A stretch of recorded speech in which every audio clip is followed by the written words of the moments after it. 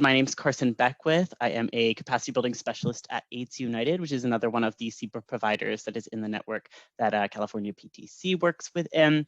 And we primarily do work over in the Midwest region, but are really excited to be here today supporting the syringe service programs work that is happening over in the West. I use they, them pronouns, and I'll be leading us through meeting people where they are, the intersection of cultural humility and harm reduction. I'm hoping that today what we can do is explore some of the basic principles of cultural humility, reflect on some issues of implicit bias, discuss some strategies about meaningfully and respectfully meeting people where they are and building relationships with SSP participants.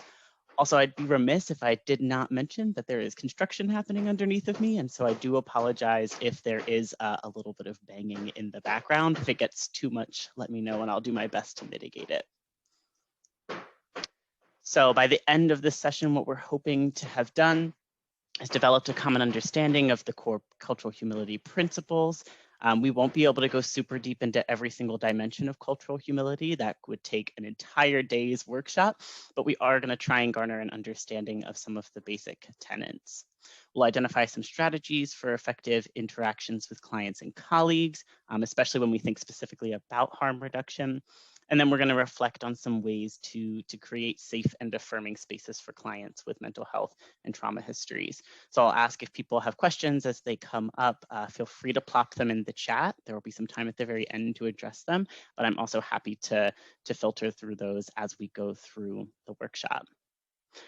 I'll offer as well a few really quick shared agreements. Some of the stuff that we talk through today might be kind of heavy, or it might require some internal reflection, might be some sharing out.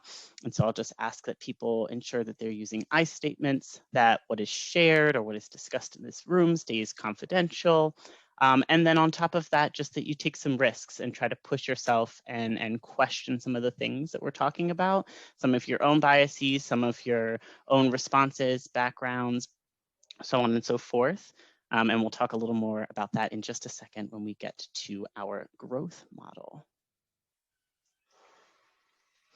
So before we fully dive in, I do just want to offer up a second to thank and give some appreciation to the two women who developed this cultural humility framework, Dr. Melanie Turvalone and Dr. Jan Murray Garcia.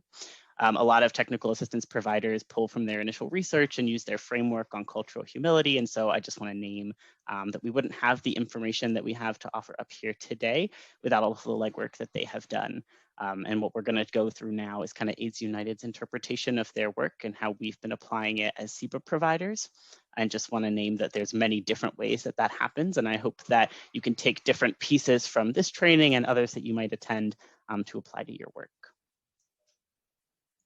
So let's get started. What you'll see up here on the screen is an image that depicts the growth model. So this is that piece that I was just talking about with our shared agreements. What we do want to do in this kind of space is push ourselves a little bit. The comfort zone, which is that little gray zone, is a place of limited action, of limited change. The panic zone is the exact opposite, where there's almost too much fear setting in, we start to freak out, and so change still doesn't happen. And so we want to be in that space in between, what we refer to as the stretch zone. This is where we find the right amount of space to challenge ourselves, the right amount of pressure to really reflect inwards and activate innovation and things like that. We'll have a few reminders of staying in this space throughout the workshop, but I do want people to kind of keep it in mind as we move through.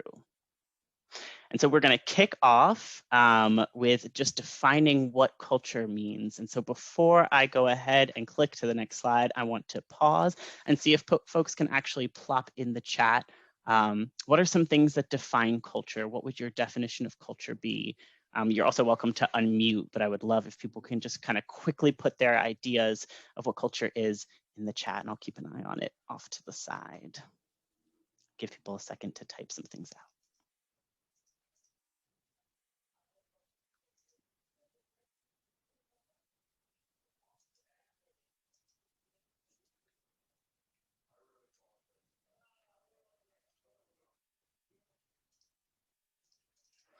I see representative of inclusion, support, and traditions, absolutely, especially the traditions piece. So much of our culture comes with and informs our traditions. Shared values and experiences of a community of people. Thank you for that. Anything else that's coming up for people when we think about the word culture and how we define that? Culture is the whole of one's ethnic and traditional values. Thank you. I encourage people to continue putting things in there. Yeah, there we go. Things that bring social groups together, such as food, art, music, etc. You'll definitely hit on some of the really big ones that you will now see up on your screen. As some of you offered up, it is a shared system of values. It's a lens that we use to look at the world. With culture comes patterns of behavior, specifically ones that we have learned, ones that we have internalized over many, many years. There's so many different dimensions of culture, many of which can be individually defined, but what we do know, of course, through things like intersectionality is that those culminate and overlap to create unique and complex cultures and beliefs that we all hold and that we all bring specifically to this work to end the HIV epidemic every single day. And so again, I'll ask people, I really appreciate the reflections on what culture is. I would ask people to name some of those cultural groups. So what are some of the things that we can define as cultural groups? What dimensions do you think of? What identity factors come to mind? I'll have people take just a real quick second to plop those in the chat as well. I see American, absolutely. So the countries that we come from create their own cultures, or American, even when you think about patriotism and the ways that that defines a culture. I see drug user culture, absolutely. Substance use is an example of a cultural group. Queer culture, ethnic cultures, absolutely.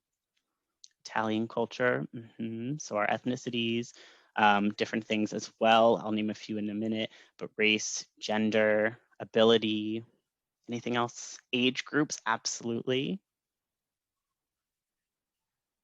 All right, feel free to keep putting those in there. Feminism, absolutely. So our social and political values.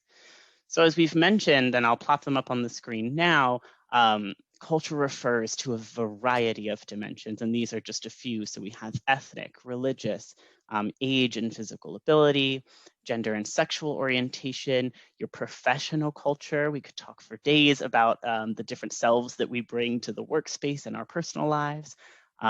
Education, your geographic culture, even if we think about the ways that we've split the work that we do here as CEPA providers into the West, the Midwest, North and South, what the implications of that are culturally. There are cultural groups formed by social circumstance, and so people experiencing homelessness, previously incarcerated individuals. We have military service, as someone noted, substance use experience, special interest. I saw someone plop in their theater culture, so that would fall under here when we think about sports and arts and music, socioeconomic. And this is just the beginning of essentially a never-ending list. So as I mentioned, these pieces are so expansive and they go on and on beyond this. And these are just a few examples of how we show up in cultural groups. The reason that I present this as part of the framework before we actually define cultural humility is because the cultural groups that we belong to and our individual cultural identities really matter.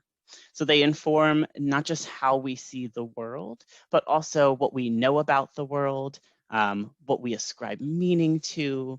They inform whether or not we feel like we belong or have been included in certain spaces. They can also inform the amount of agency that we feel we can exercise in different spaces. And we'll think about that a lot when we think about client-provider relationships.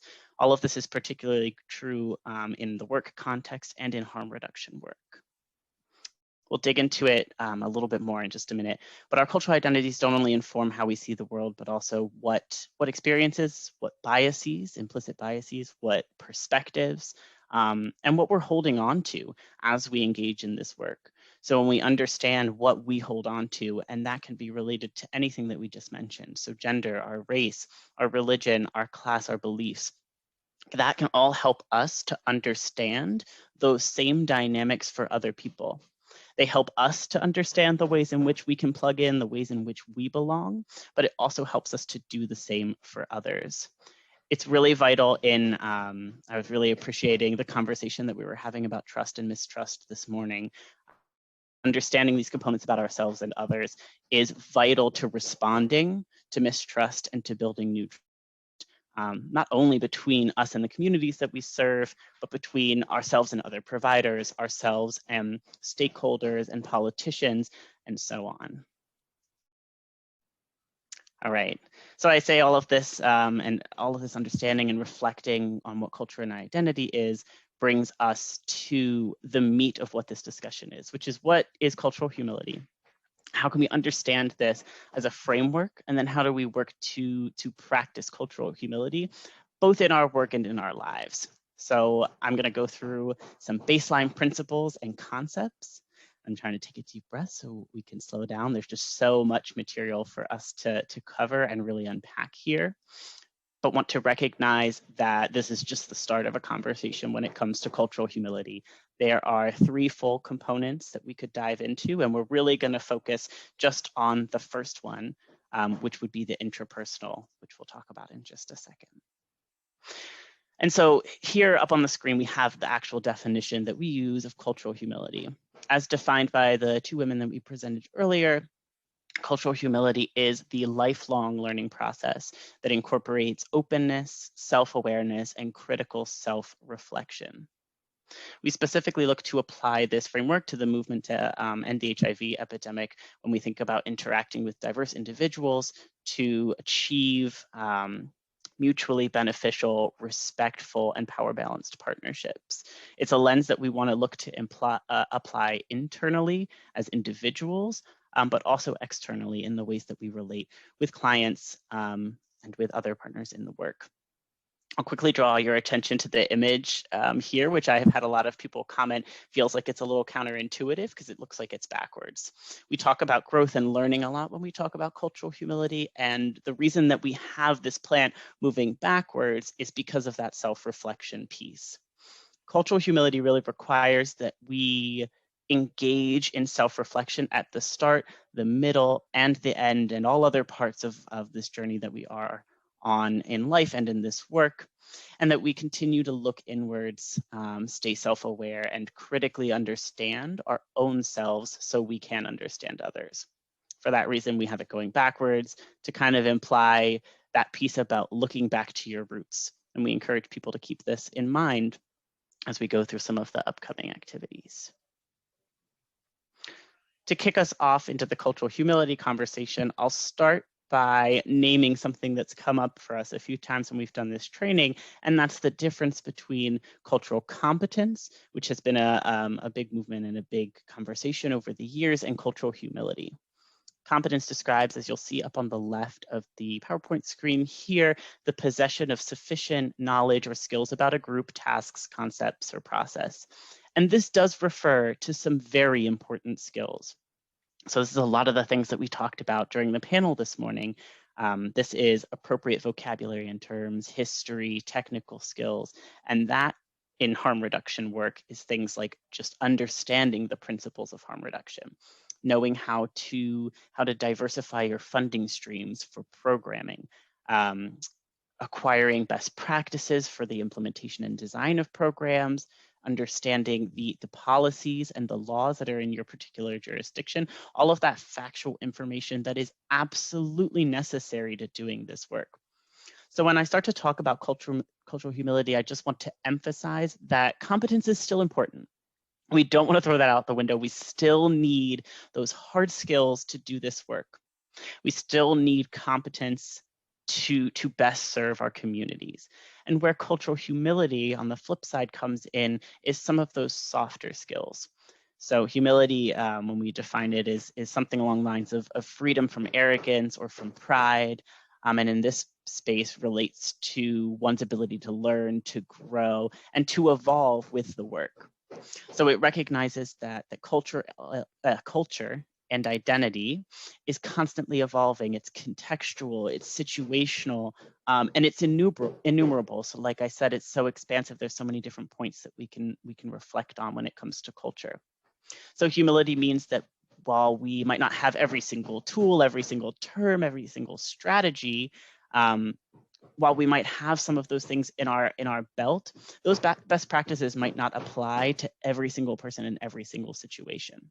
All people are bringing a complexity of identities, like we talked about with intersectionality. They layer on top of one another.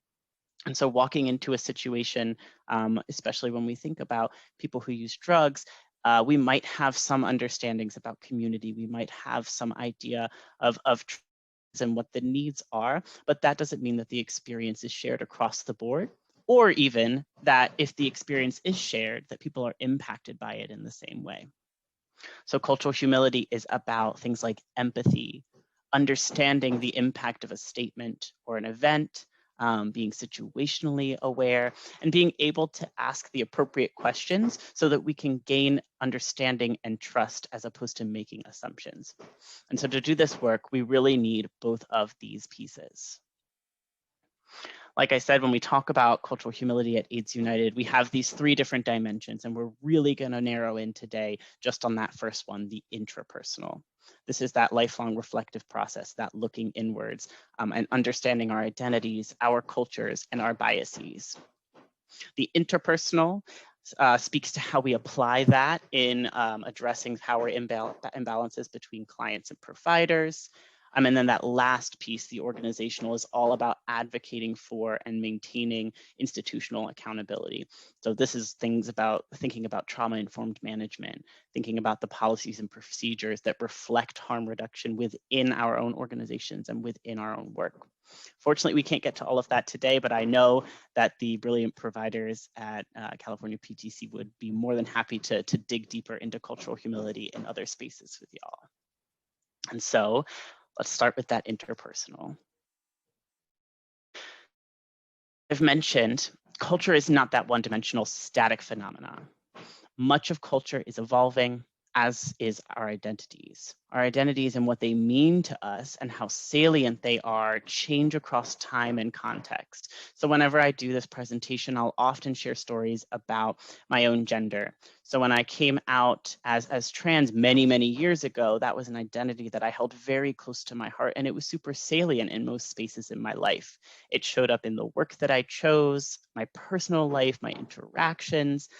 And a few years down the line, while it is still a core piece of my identity, it doesn't show up in the same ways. I've leaned more into the work that I am doing and my role as an advocate, my role as an educator, all of those different pieces. And that shows up more in how I engage.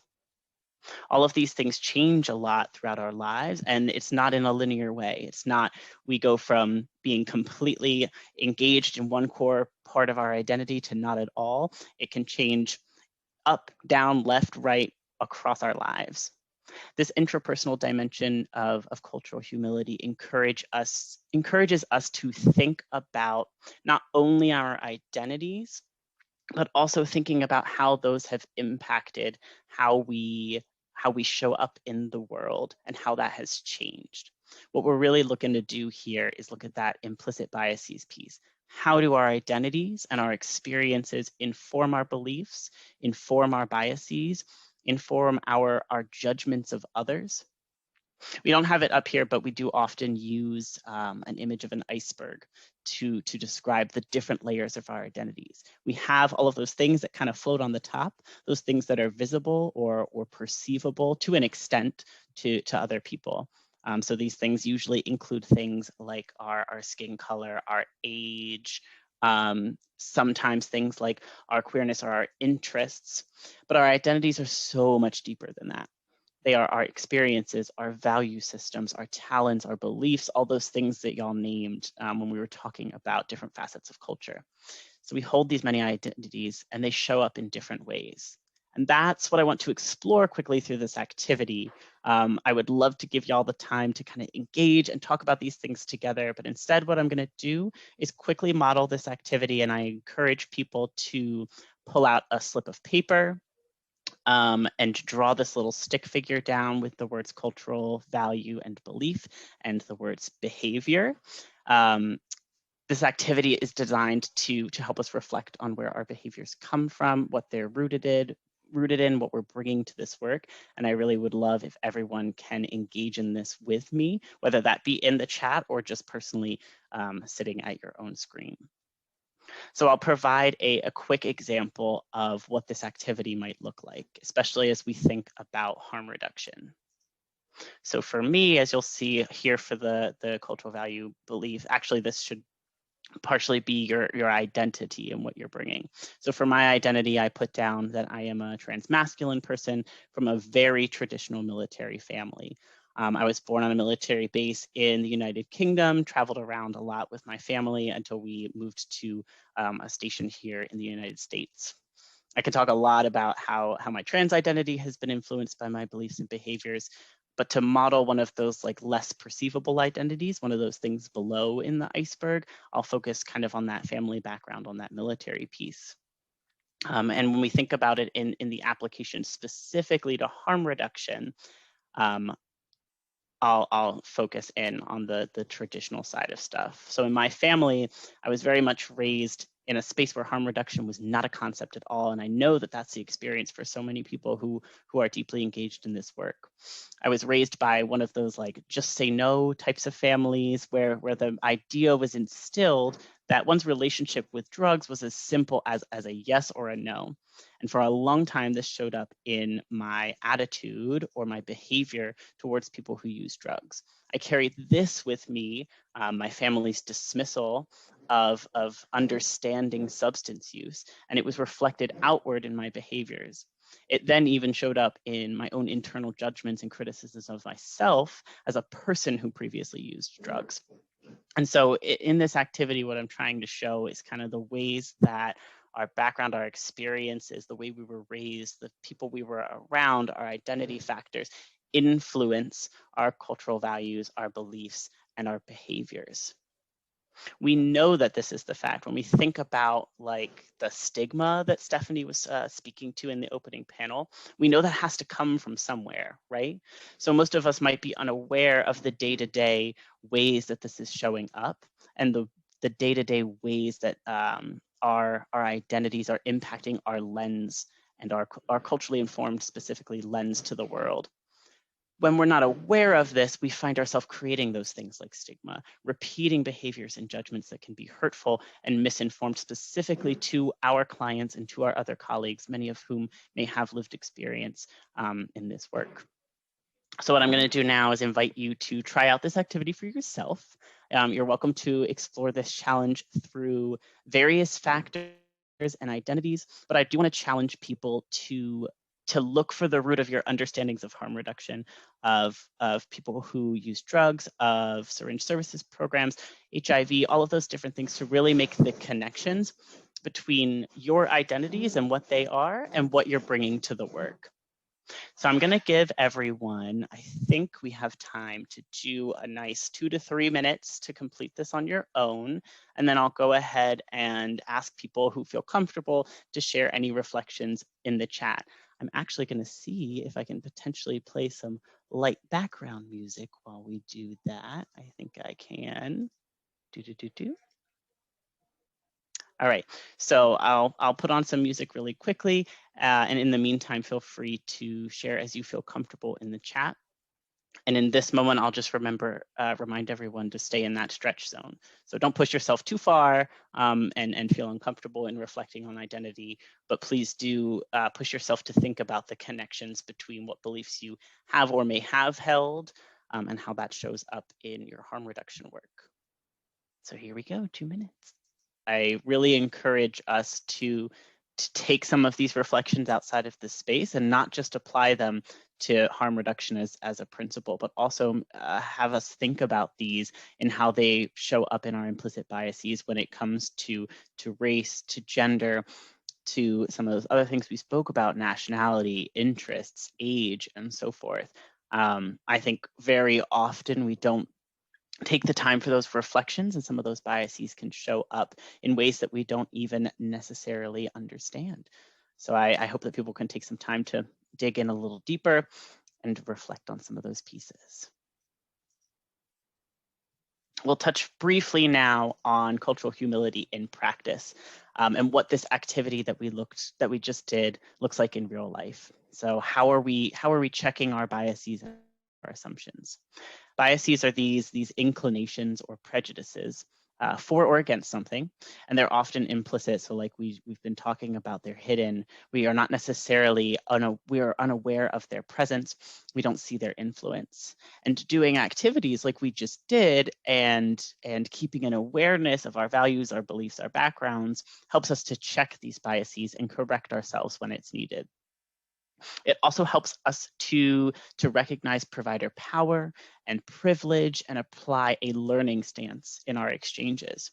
So we don't have the time to dig super deep into power and privilege today, but we do recognize that in work and in life, in organizations and programs, all of these pieces have cultures of their own.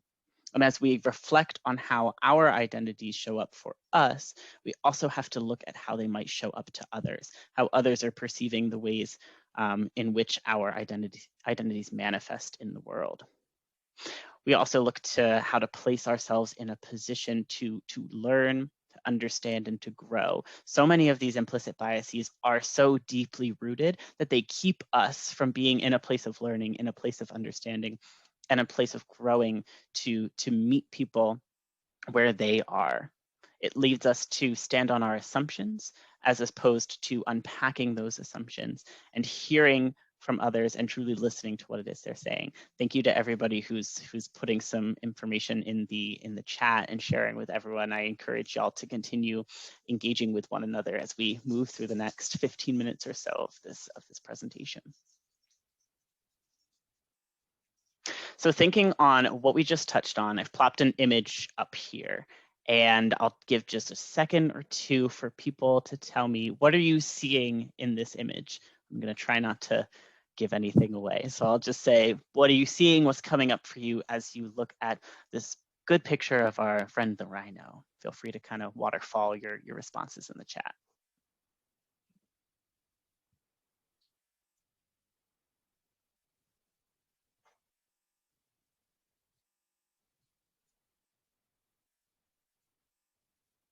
All he sees is what is right in front of him.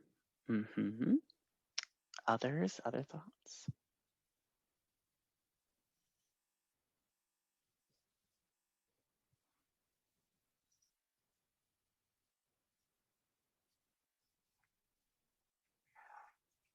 Oh, apologies, my dog is making noise in the background. Shh, baby.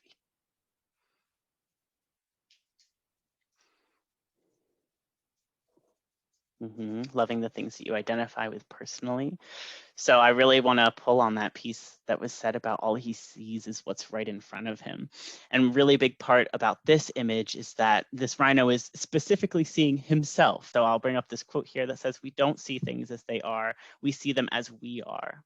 So how we see the world is just one singular way of seeing the world, and how we see the world is so influenced by those different dimensions of our cultural identity. The world that we see is unique to us. So the rhino in this photo doesn't necessarily know that it has a horn in front of its face, and that's why there's a horn in all of its paintings. Unless another animal tells the rhino about its horn, and the rhino accepts that maybe other animals know something about the world that it does not, the rhino might never see a complete picture of the world. And so the reason that we bring this up is because oftentimes we're not seeing our own horns, and it takes us a while for us to really sit back, and either other people need to call it out for us, or we need to do that deep reflection so we can figure out what those horns are for us. Oh, there we go. So I'm hoping the exercise that we did with the little stick figure was one of many potential exercises in seeing the horn. Throughout today's session, we covered the core topics of core principles of cultural humility, rather, and dug deeper into that intrapersonal piece. And as you can see up on the screen here, each of these dimensions is interconnected, and it forms a greater part of the whole in how we understand cultural humility and apply that. Cultural humility is this ongoing practice of self-reflection, this collective engagement that we all commit to, and the active pursuit of equity for all.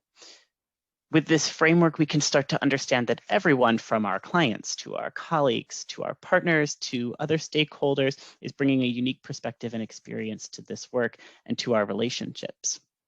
Engaging in this process helps us create the space for these other pieces on redressing client relationships, on figuring out where power and privilege shows up in your organizations. I'll give a really quick example of that last one. We worked once with a organization with a syringe services program. And what we were working with them on was restructuring the ways that their staff policies actually were written. Because when we did a quick review of them, we found out that they actually had a drug testing policy that essentially said that staff could be drug tested at any point. And when we think about harm reduction and the message that we're putting out into the world and that we're providing to our clients and the services that we are engaging in and providing, we want to make sure that that's reflected inward. We want to make sure that that is applied not just to the people who may be actively using drugs in the communities that we're serving, but also to our own staff. We want to think about if we have people who are actively using drugs on staff and how we are garnering experience and a knowledge that is reflective of the current landscape, of the current experiences of people who are engaging in substance use. So we want to think about all of those things to develop those more informed, those more trust-based relationships. These are all ways that we can start to break down some of the mistrust that exists that we talked about during the panel this morning. I will wrap us up and then hopefully leave 5 minutes or so for any questions or experiences that people want to share in the chat. I'll just wrap us up with this piece on equality and equity. So sometimes we use these two words interchangeably, but in truth, they signify two very different things as is depicted by the image here. Equality means a sort of sameness, so giving every single person the same thing. Conceptually, if we don't think too deep about it, this can feel like a really attractive notion, right? But it only works if everyone is starting from the same place. And we just know that that's not a universal truth.